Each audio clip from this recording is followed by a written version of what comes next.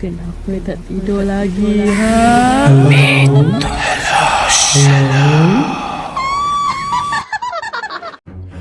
আমি নিচে জল আনতে গিয়ে কাউকে দেখতে পেলাম না।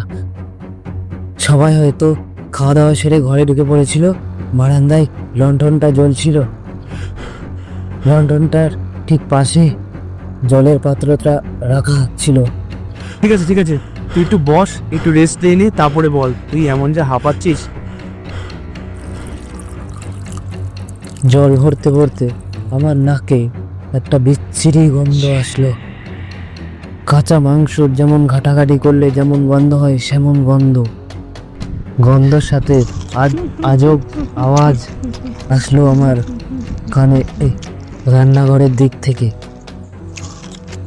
এমন গন্ধ, এমন আওয়াজ আমাকে রান্নাঘরের দিকে যেতে বাধ্য করলো। আমি রান্নাঘরে দিকে এগিয়ে গিয়ে দেখলাম যেটা আমি কল্পনাও ভাবতে পারিনি। রামু কাকা রান্নাঘরে দরজার দিকে পিছন দিয়ে রামু কাকা কাঁচা মাংস কি ভীষণভাবে চিবিয়ে চিবিয়ে খাচ্ছে। রাহুল হাঁপাতে হাঁপাতে এই কথাগুলো বলতেই আমরা সবাই নিচে গিয়ে দেখলাম রান্নাঘর ফাঁকা। কই রে রাহুল, এখানে তো কেউ নেই। এই দেখ, এই জায়গাটায় বসেছিল রামু কাকা।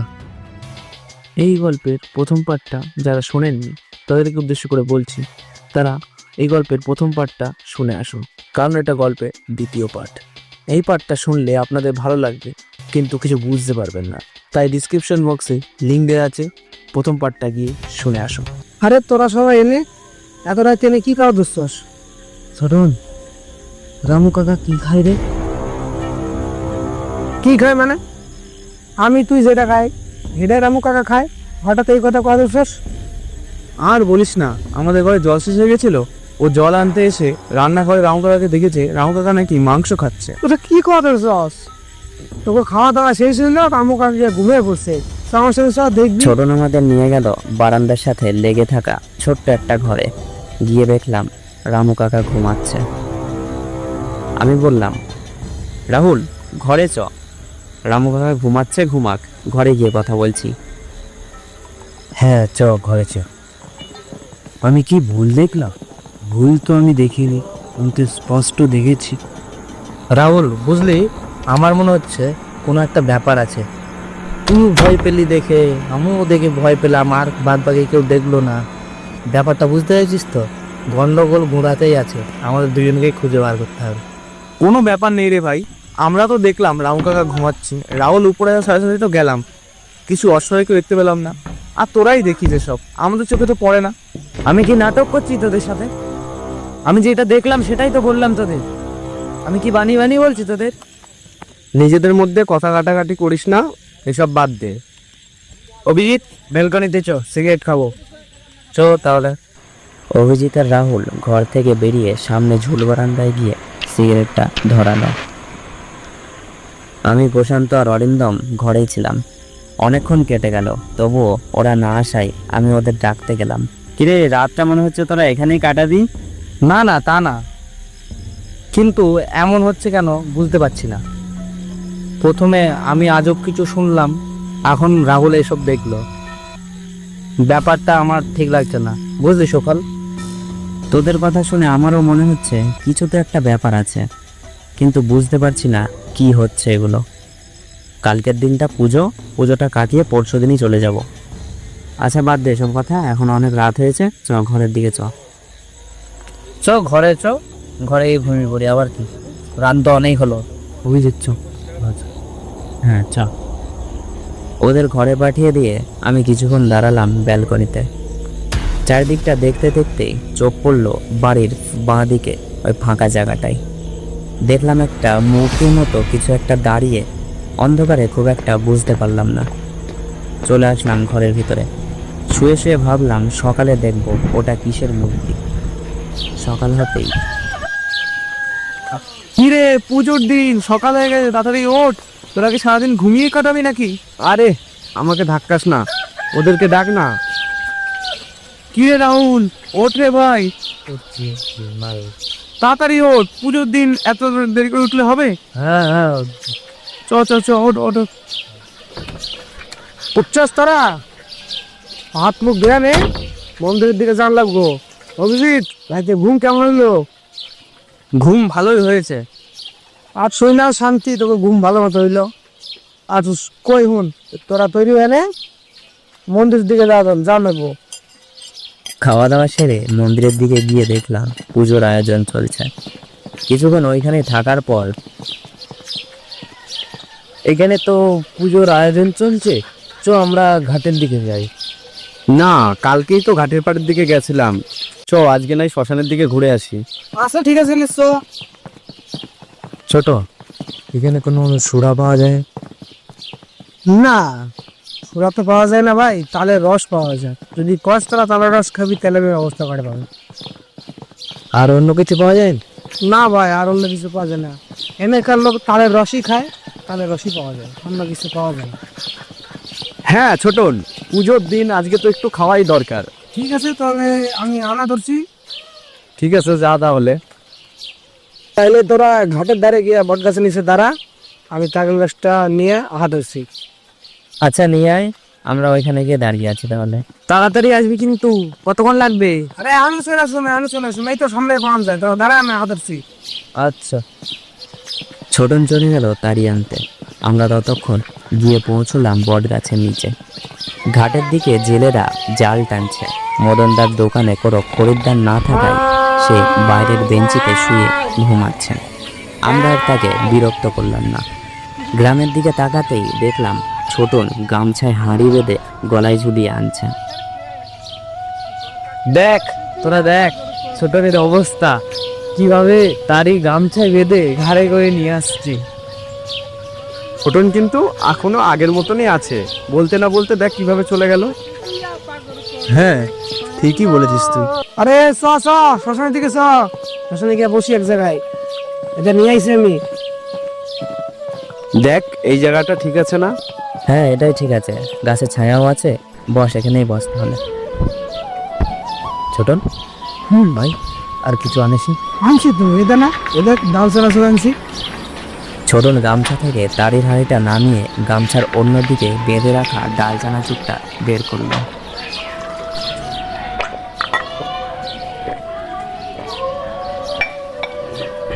ভাই কি তিত কুটে রে ছোট মেয়েটা, খাওয়াই যাচ্ছে না, আর কি গন্ধ। তালের রস এটা, এমন তো ওই ভাই। তাই বলে এত গন্ধ? এটা তো তোমার বিদেশি ব্র্যান্ড না, এটা তালের রস আমার দেশের মা। হ্যাঁ দেখো না, কোনে যাও তোমরা, আজ তো দিব নাকি তোরে? আমার তো মন্দ লাগছে আচ্ছা না, ঠিক আমার আছে, তো এই নাও, ভালো লাগছে তোকে না। দে একটু। আরে প্রশান্ত এনে ভাই নে না, হ্যাঁ নে, দে দে দে দেওয়ার আলাদা বাদ করে যাবো। দে দে। ঠিক আছে, ডালছি, ডাল চানাচুর নিয়ে খাবি কিন্তু। হ্যাঁ সে কইতে ডাল চানাচুর দিয়ে হেভি লাগছে ভাই। এদিকে রাহুলকে বলে যা, রাখ না তো, এদিকে রাহুলকে বলে। না এটা দিব নাকি ভাই? দে দে, আমার আছে অন্যকে দিস না। এই বলছি এটার সাথে একটা সিগারেট খেলে ভালো হতো না? সিগারেট তো ভাই নাই আমার। রাহুলের কাছে আছে তো, এত দেশি বিড়ি তো আছে। দেশি বিড়ি আছে, খাওয়া দেশি বিড়ি আছে, যদি খাস তাহলে খা। আমাকে দে দে দে দে। তো আমার বিড়ির ব্র্যান্ডের নাম কি? আমাকে বিড়ির ব্র্যান্ডের নাম হলো রূপনগর বিড়ি। রূপনগর বিড়ি, হ্যাঁ। ওই আরে তারা রে আওয়া। এনে খা তারা বিড়ি নিলাম। আমি ভাই বিড়ি খাই না, আমি আর সিগারেটই খাই। আচ্ছা ঠিক আছে, তোমরা দামি মানুষ, তোমরা সিগারেট খাই, আমার দেশের বাংলা বিড়ি খাই। থরা আগুনটা কাটলে সুবল, আগুনটা দে তো। হ্যাঁ এনে। এই ছোটন, বলছিলাম এই যে আমি শুনেছি তালের রসে, ঠিক আছে, তারিতে ফার্স্ট কাট সেকেন্ড কাট হয়, তো এটা কোন কাট নিয়ে এসছিস? এটা তো 3 নম্বর গাড়, এটা সব থেকে বিষাক্ত মাল নিয়ে আসি। খা না, তুমি মাথাটা ঝিনঝিন করছে ভাই, এটা খা রেডি তো নেই, গন্ধ লাগছে। তুই সেই অতিরিক্ত হয়ে যাবে না তো নেশাটা? ঠিক আছে চলবো না, একটু ঘুম আসবো, এটাই যা, ঘুম বেশি পাইবো। তার জন্য না আমার চোখটা ঢুল ঢুল ঢুলে যাচ্ছে। হ্যাঁ বল ভাই, এরকম রস নিয়ে আসলি কেন তুই? এই তো। হ্যাঁ কে, কি হয়েছে? কিছু হবে না তো? আরে না না, কিছু হবো না। পচা রস তুই নিয়ে আসবি কেন বল আগে? আরে তালের রস সব পচাই খায়। হ্যাঁ পচা খাই, দাঁড়া রাহুল ঠিকই বলছে, মালটা খা দেখ ভালো। আরে রসটা পচাই খায়, যেটা একবারে জালি মাল, হাঁস মাল, এটা রস না, এটা গুড় বানায়। এটা পচাই খা। ঠিক আছে ঠিক আছে। ঠিক আছে, খাওয়া শেষ হয়ে গেছে তোদের, চল এবার উঠবো আমরা, বাড়ির দিকে যেতে হবে, পুজো হচ্ছে, পুজোর ওখানে যায়। ঠিক আছে, না স্যার আবার বাড়ি গেছে, পুজো শেষ হয়ে যাবে না। বাড়ি গিয়ে স্নান করে নিবি কিন্তু। তারিখে দেখেতে বেলা গড়িয়ে বিকেল পড়ে গেল। তারপর আমরা বাড়ির দিকে যেতে লাগলাম। বাড়ি গিয়ে সবাই স্নান করে ঘরে বিশ্রাম নিতে নিতে হঠাৎই আমার মনে পড়ল রাত্রে দেখা সেই মূর্তির কথা। তাড়াতাড়ি ঘর থেকে বেরিয়ে ব্যালকনিতে গিয়ে সেই জায়গায় তাকালাম যেখানে সেই মূর্তিটাকে দেখেছিলাম। সেখানে কিছুই নেই, তবে গতকাল রাতে আমি ওটা কি দেখলাম? কিসের মূর্তি ছিল ওটা? তাহলে ওটা কি কোনো মানুষ ছিল যে তারপরে চলে গেছে? তাড়ির নেশা সবার হয়েছে। সন্ধ্যার আগে কেউ উঠল না। সন্ধ্যাবেলা আবার বেরোলাম মন্দিরের উদ্দেশ্যে। রামু কাকাকে সারাদিন দেখা যায়নি। মন্দিরের কাছে এসে দেখলাম রামু কাকা এখানে বসে আছে। পুজোর সমস্ত জিনিস আয়োজন হয়ে গেছে। পুজো রাত 12টায়। এখন এখানেই বসে থাকবো পুজো পর্যন্ত। সত্যি গ্রামের অনুষ্ঠান আর শহরের অনুষ্ঠান আকাশ পাতাল তফাৎ।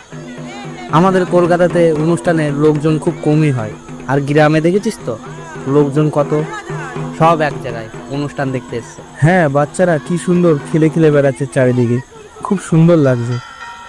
বাচ্চাদের চিল্লামিল্লি আর লোকজন এক জায়গায় থাকলে কত রকম কথা বলে হাসাহাসি করছে, ভালোই লাগছে বেশ পরিবেশটা।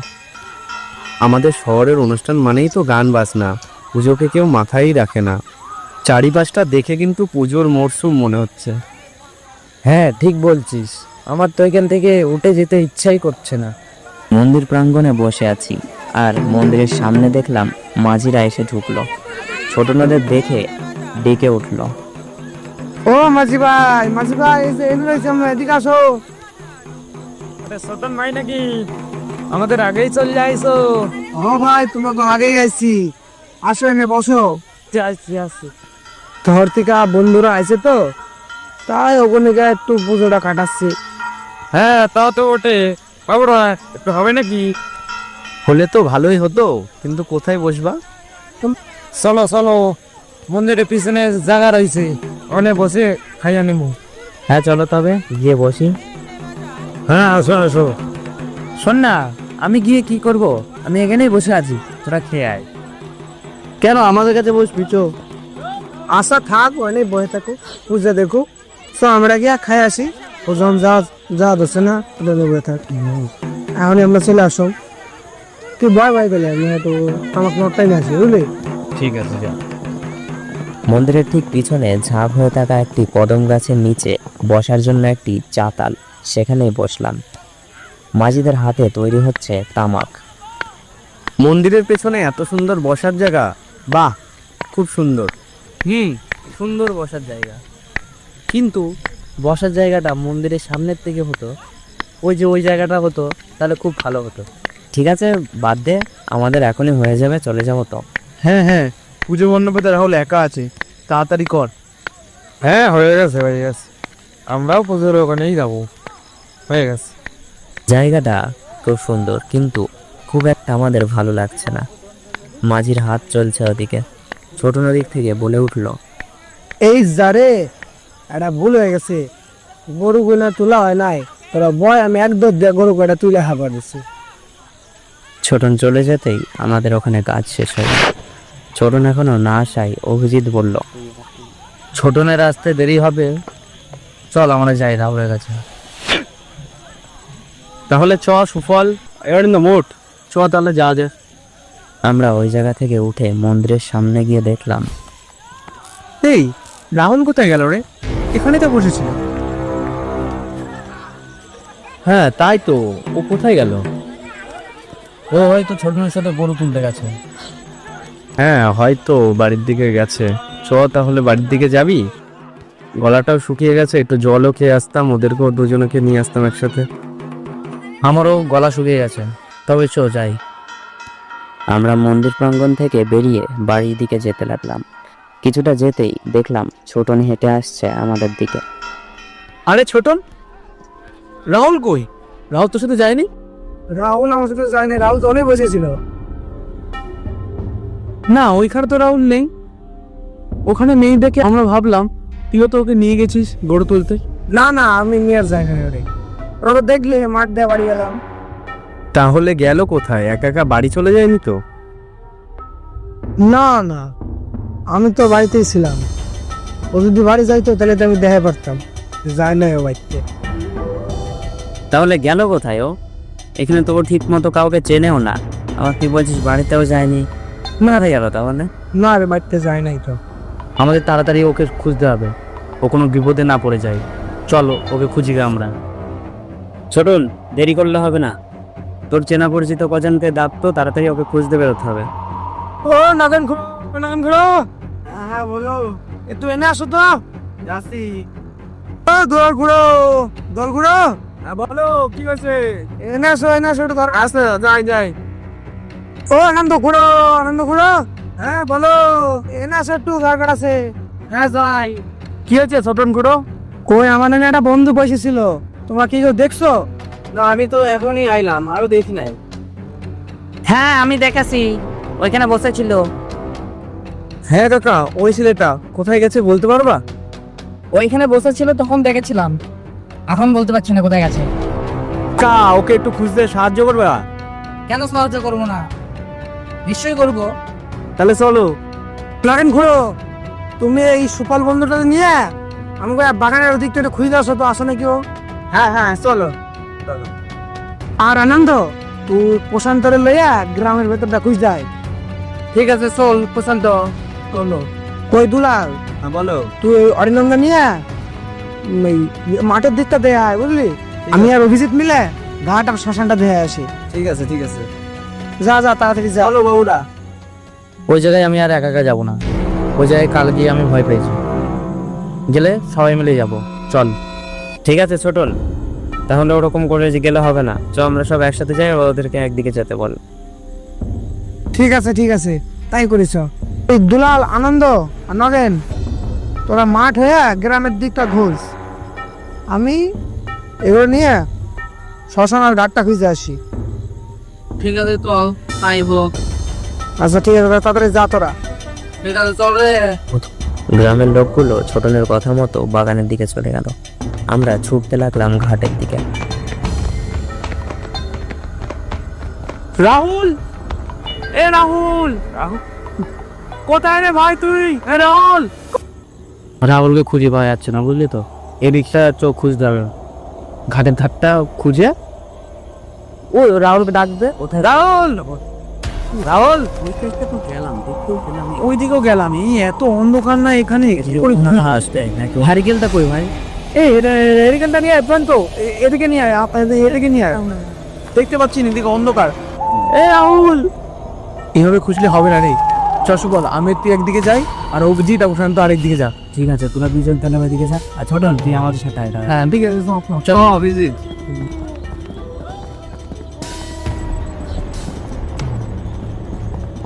প্রশান্ত দাঁড়া দাঁড়া দাঁড়া, আমার জুতোর ফিতেটা খুলে গেছে, ওটা বেঁধে নি, হারিকেলটা দে না।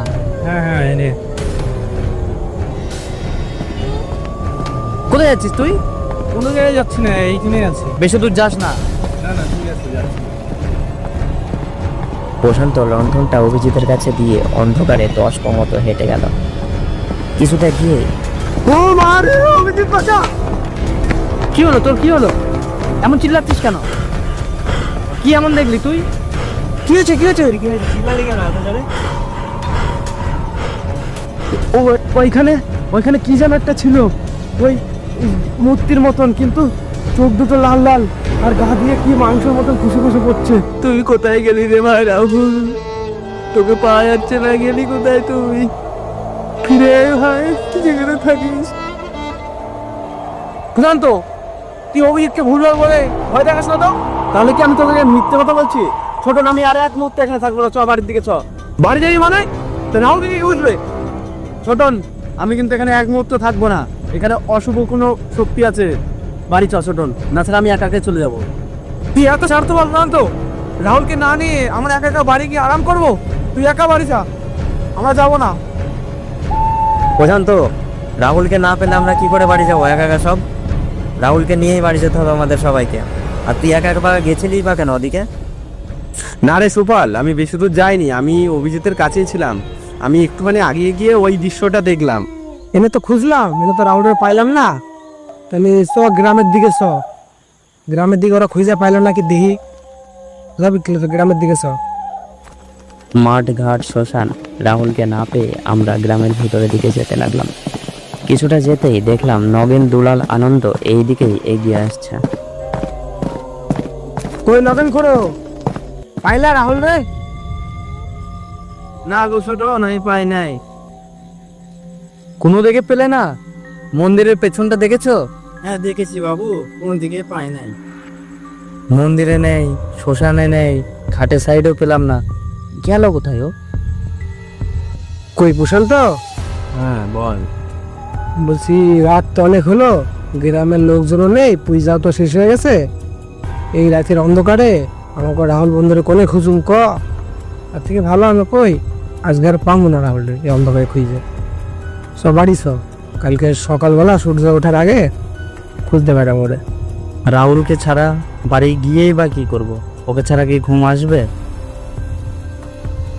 গ্রামে ঘুরে আমার লাভ হবে না, রাত্রিবার কর্তব্য বাকি আছে। তার থেকে ভালো বিশ্রাম নেই বাড়ি থেকে, কাল সূর্য ওঠার আগে আসবো, এসে খুঁজবো। চ তবে খানিকটা বিশ্রাম করেই খুঁজবো। ছোটনের কথা শুনে আমরা গ্রাম থেকে বাড়ি চলে আসলাম। খাবারের জন্য বারণ করে দেওয়া হলো। চুপচাপ ঘরে ঢুকে বসে থাকলাম। কিছুক্ষণ পর ছোটন এসে আমাদের পাশে বসলো। তোরা আর কেউ বন্ধু মন খারাপ করিস না, রাহুলকে খুঁজে বার করুমি কালকে সকালে। কি করে? ছোটন, বিড়ি আছে? হ্যাঁ আছে, ঠিক আছে। এই যা বন্ধু, বিড়িটা মনে ঘরের টেবিলে ফেলে আইছি, একটু কষ্ট করে যা না, বিড়িটা নিয়ে আয়, আমি নেবো হয়েছি। আচ্ছা বস, তাহলে যাই নিয়ে আসি। আচ্ছা ঠিক আছে। ছোটন, বললি না তো রাহুলকে সকালে কি করে বার করবি? ঠিক খুঁজে বার করো, তোর টেনশন নিস না, ঠিক বার করো। ঠিক করে বার করবি মানে? তুই এমন ভাবে বলছিস, তুই মনে হয় সবই জানিস ও কোথায় আছে। ও, তুই ওকে কেন গরম মারছিস? ওর দোষ নাকি? আমরা মনে হয় এখানে না আসলেই ভালো হতো। ছোটন, এমন কোনো জায়গা আছে গ্রামে যে আমরা ওকে খুঁজতে বাকি রেখেছি? মৃত মানুষের কি খুঁজে পান যায়? ছোটন, মুখ সামলে কথা বল, উল্টা পাল্টা কথা বলে আমার মাথাটা গরম করাস না। তোর চিঠি পেয়ে যদি আজকে আমার এখানে না আসতাম, তাহলে রাহুলের আর কিচ্ছু হতো না। সব দোষ তোর। আমি বিড়ির প্যাকেটটা নিয়ে সিঁড়ি দিয়ে আসতেই অরিন্দমের জোর গলা শুনতে পেলাম। আমি ঘরের সামনে ঠিক যাব, সেই সময় ছোটনের ভীষণ অট্টহাসি আর দরজা বন্ধ হওয়ার আওয়াজ শুনতে পেলাম।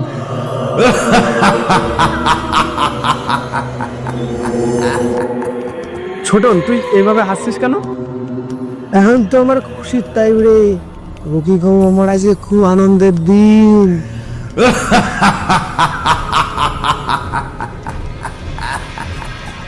তুই এত হাসিস কেন? তোর এত কিসের খুশি হচ্ছে? ওকে খুঁজে পাওয়া যাচ্ছে না আর তুই হেসেই যাচ্ছিস সুমনে গেলে।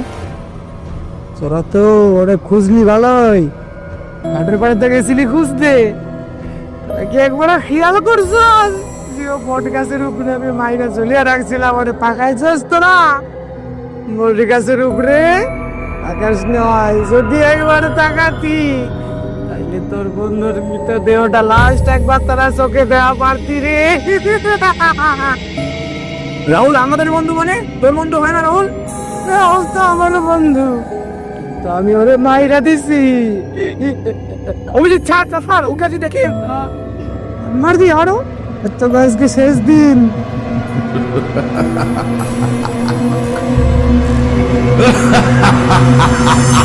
এই ছোটন, অরিন্দম দেখ ভাই, দেখ ছোটনের রূপ আস্তে আস্তে বড় বড়। দেখ ওর মান্তু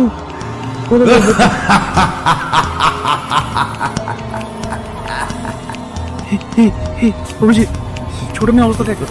কি হয়েছে? এই পোকা কি আছে?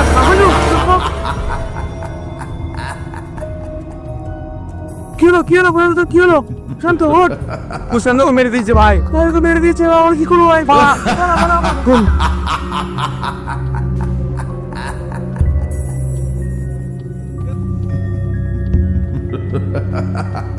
আমার চোখের সামনে ছোটনের ভয়ঙ্কর শরীরটা আমার দুই বন্ধুকে মেরে ফেলল। রক্তাক্ত অবস্থায় অরিন্দম আর প্রশান্ত পড়ে আছে। অভিজিৎ অজ্ঞান হয়ে গেছে। আমি কি করব বুঝতে না পেরে নিচের দিকে দৌড়তে লাগলাম। নিচে গিয়ে দেখলাম সবাই যেন আমার জন্যই দাঁড়িয়ে আছে, ছোটনের বাড়ির সব লোকজন। আমি ছুটতে লাগলাম ঘাটের দিকে। পিছনে তাকিয়ে দেখলাম ছোটনের পুরো পরিবার আমার পিছনে। আমি শরীরের পুরো শক্তি দিয়ে দৌড়তে লাগলাম। দৌড়তে দৌড়তে ঘাটের পাড়ে গিয়ে দেখলাম মাঝি নদীর দিকে তাকিয়ে চুপ করে দাঁড়িয়ে আছে। হাঁপাতে হাঁপাতে মাঝিকে বললাম, মাঝি, আমাকে নদীটা পার করে দেবে? তোমার জন্যই তো দাঁড়িয়ে আছি আমি। তুমি কখন আসবে এখানে? অনেকদিন মানুষের রক্ত খাইনি।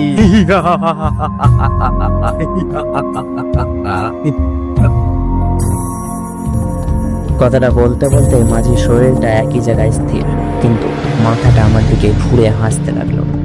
মাঝির মুখে মাংস নেই, চোখের জায়গায় গর্ত, শুধু কঙ্কাল। আমি জোরে চিৎকার করতে পিছন থেকে কেউ যেন আমার হাতটা টেনে ধরলো। দিয়ে তারপরে কি হলো? তারপর আমার আর মনে নেই। আমি অজ্ঞান। চোখ যখন খুললো, চোখের সামনে সেই গরুর গাড়ির কাকাকে দেখতে পেলাম। আমি এখানে।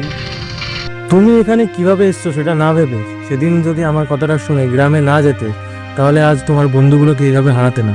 আমার মুখ দিয়ে কোনো বাক্য বেরোলো না। সবই তো ঘটে গেছে আমার চোখের সামনে।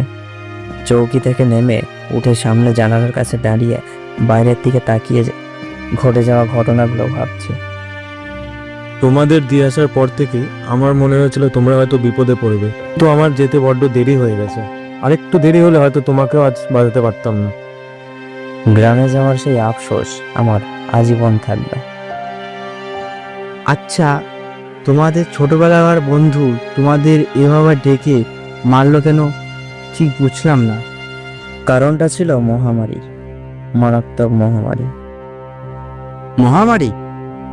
হ্যাঁ, আমরা গ্রাম থেকে চলে আসার পর গ্রামে এক ভয়াবহ মহামারী ঢুকেছিল। সেই মহামারীতে গ্রামের সবাই মারা যায়, ছোট থেকে বুড়ো পর্যন্ত। সেই মৃত মানুষগুলোর কোনো সৎকার্য হয়নি। বন্ধুদের হারানোর পর আমি বুঝতে পেরেছিলাম আমাদের মারার কারণটা কি ছিল। কি কারণ ছিল? তোমাদের আগেই বলেছি, গ্রামে থাকতে আমরা ঘাটের পাড়ে মদনদার চায়ের দোকানে আড্ডা মারতাম। একদিন সন্ধ্যাবেলা চায়ের দোকানে বসে থাকতেই শুনতে পেলাম এক মহিলার চিৎকার। আমরা ঠাহর করে বুঝলাম ঘাট পার হয়ে গ্রামের শুরুতেই যে প্রথম বাড়ি, সেই বাড়ি থেকেই সেই কান্নার আওয়াজটা আসছে।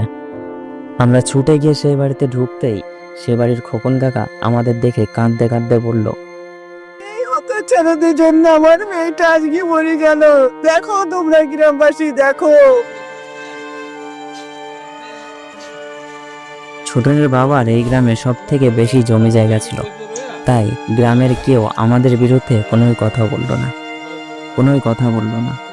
জানি আমি গ্রামের এত লোক, তোমরা কেউ কিছু বলছো না কেন জানি। এই হতচ্ছাড়া জমিদারের জন্য জানি। যাও, তোমরা বেরিয়ে যাও, আমার বাড়ি থেকে যাও। তোমরা চলে যাও, আমার আর কাউকে লাগবে না। আমার মেয়েকে আমি একাই দেখে নেবো। যাও তোমরা, যাও, আমার কাউকে লাগবে না। যাও তোমরা, যাও। কিছু করলি না তো? তোরা কিছু করলি না তো? তোরা মরবি, তোরা সবাই মরবি, তোদের জমিদারও মরবে। তোরা বেরিয়ে যা, তোরা চলে যা। আমি অভিশাপ দিলাম, তোরা সবাই মরবি, তোদের অভিশাপ দিলাম আমি। তোরা সবাই মরবি। সেদিন রাতেই সে মারা যায়। গ্রামে সবাই আতঙ্কিত হয়ে পড়েছিল। তারপর পরই আমরা গ্রাম ছেড়ে চলে আসি। তাহলে তোমাদের সাথে সেই মেয়েটার সম্পর্ক কি ছিল? সেই মেয়েটা মরলই বা কেন?